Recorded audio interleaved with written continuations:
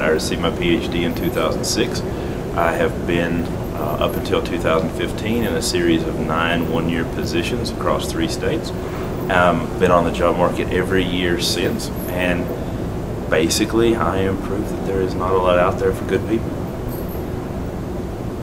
Do you have any advice for what the profession ought to be doing? Some ideas? No, if I had advice I would take it myself, and so probably not going to be a lot. There needs to be, as I wrote in the piece I did, blog piece that you saw, we don't talk about this a lot. Most academics who have tenure-track jobs, even ones that sort of have graduate student advisees, don't want to talk about this because it makes people feel uncomfortable. So they retreat inwards and they handle their own destiny and they don't worry about the broader profession. And we have got to the point where there really is no need to bring in any more 20th century U.S. students because there's so few jobs for them that they're not going to get the jobs they want.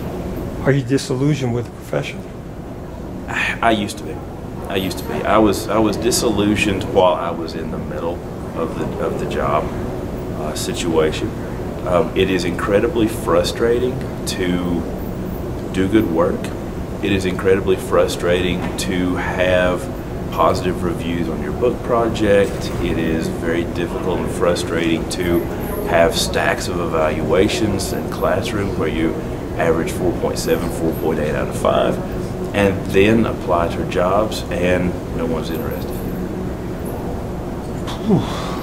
I can keep going if you want. Keep going. I mean, it's rough. Oh, it's very rough. But go ahead. But you came out of it. I mean, I came out of it by when I was non-renewed.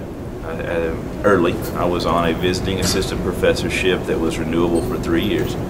A decision was made by the main administration, not by my department, that due to an accreditation decision at the campus, they were put on notice. They didn't have the accreditation pull. They were put on notice that money had to be reallocated to the administration, and so my line disappeared. And it disappeared early, before it was supposed to disappear, according to the faculty handbook. And when it disappeared, instead of trying to bang my head and find another job in history, I went out and found a job in Cleveland, where I was from. And so now I am a non-academic historian. I actually don't do history at all. I'm an editor at a research and publishing firm. Make slightly more than I made as a historian. John Carroll allows me to adjunct for them, so between the adjuncting and the editorial job, I'm making pretty much more, so I can't complain. Why do you think there is such a crisis? It's a combination of factors, and I look at it personally, and I do political history. There's a panel Sunday that I wish I could go to.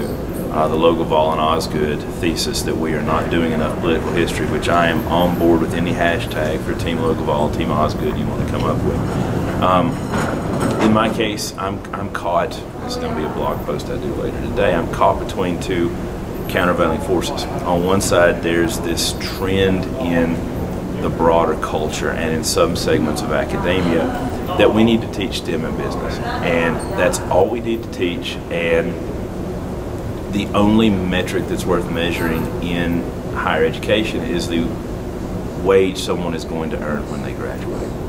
So that has led to a disinvestment in humanities positions, which you see, it's not deniable based on the metrics we see.